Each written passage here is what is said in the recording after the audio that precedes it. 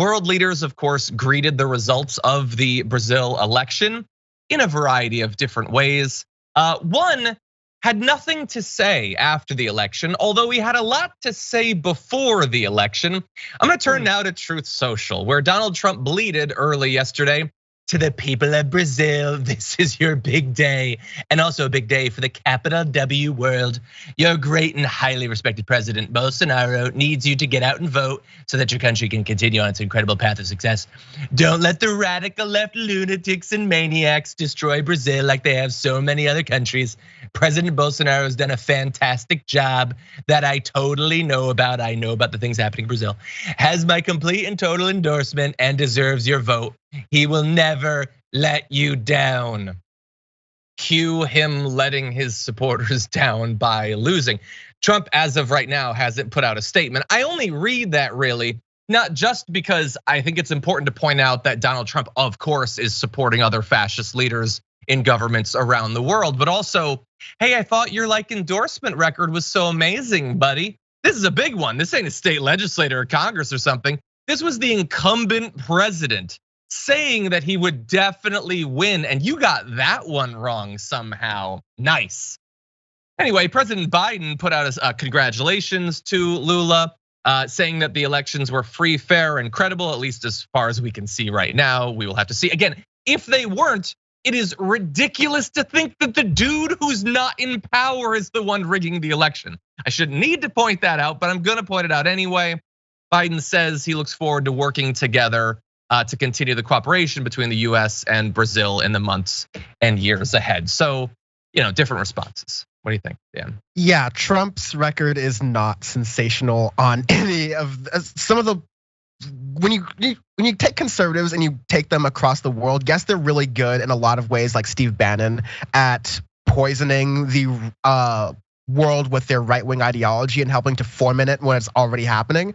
But when it comes to predicting elections, no, they kind of just take their guys, they take whoever's going there. But it's a back and forth, a pendulum swing. There was a right-wing leaning swing in a lot of countries around the time Trump was in office, and a lot of countries are pretty sick of that. And now you're seeing a left-leaning swing in a lot of other places. It's not happening everywhere and successfully. Like for every country like Germany, you get a country like Italy where it's not looking so great. So yeah, we just gotta hopefully continue to hold out that Lula is able to successfully get through and safely able to get through, because we're in for a tumultuous couple of months if Bolsonaro doesn't concede forcefully. And let's keep in mind, since we are making some comparisons here, this is a path that Trump made very publicly on January 6th by saying, or even on the November of the last election in 2020 by saying, if I lose, I'm gonna contest the election. I'm gonna say I need to stop counting votes over there and keep counting votes over there.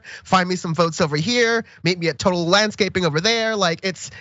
He's gonna do that thing. So Trump laid the groundwork. We have him partially to blame for this. Yeah, I wonder, have there been any messages sent to Bolsonaro from Giuliani saying, "Hey, you need a representative?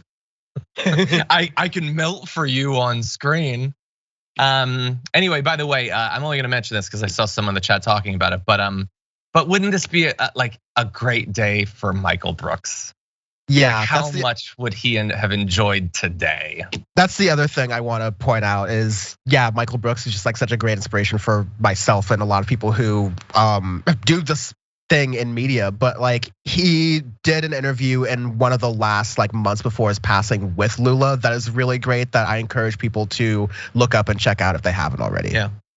I just want to mention one other thing. Look, obviously we have to acknowledge that Brazil, even if we transition power, and even if Bolsonaro doesn't try to take over with some sort of military coup, Brazil faces a lot of issues. It was very hard hit by COVID. There's not only the environment, which I'm gonna briefly focus on, but there's economic issues and a lot of different things. This is pretty common throughout the world. Brazil has not been immune to this. I do wanna point out though, while I am no expert on Brazilian politics in any way, one aspect of their policy that I am very invested in that changed dramatically under Bolsonaro and will at least theoretically change back under Lula is the approach towards climate change and particularly the status of the Amazon. So he has announced that he's gonna fight for zero deforestation, Lula did. I don't think we can show this chart, but deforestation fell dramatically when he was president, and then went up pretty sharply under Bolsonaro. Bolsonaro seemed perfectly content to replace every single square inch of the Amazon with just cattle farming or something like that, despite obviously the damage that would do to the people displaced by the destruction of the Amazon, let alone the worldwide damage that the destruction of the Amazon would do. Now we at least have someone who campaigned on getting rid of illegal mining, illegal logging, and also allowing farmers to use, said he would push farmers to use areas of the forest that had already been cleared rather than pushing new areas. So there will be protection from some of the peoples that live in the Amazon, and hopefully a little bit less damage done to our ability to combat climate change. It's good to see, especially Brazil is the biggest country by size in South America. It's one of the largest in population, if not the largest. I don't know off the top of my head because I'm not an expert either. It's important that pundits don't admit whether their expertise lacks in certain degrees, right?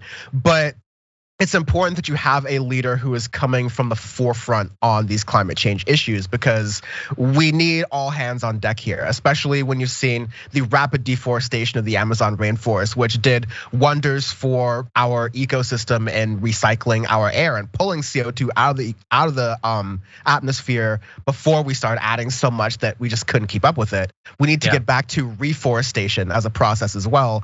And so again, these are all really nice things. A lot of folks, especially in the American left and American folks, can't keep all of these countries in their heads all the time, but it'll be important to make sure that, like in all cases, we hold all politicians accountable and make sure that, a year or so down the line, we check in and see, okay, what is Lula doing to make sure that deforestation is happening? Are there forces standing in his way like there almost always are? And is he fighting against those as well as he could be? We all have to make sure we're holding these principles to account because the planet matters. Exactly, and look, there is reason to believe that there will be a lot of obstacles, including Bolsonaro's party holding power in the legislature. Corporations as well. My lack of expertise in Brazil is going to rear its ugly head when I say I have no idea how much he unilaterally can do as president. I have an idea of what the US president can do in regards to the environment without involving the legislature. For Brazil, no idea. We're all gonna find out though over the next year, so buckle up.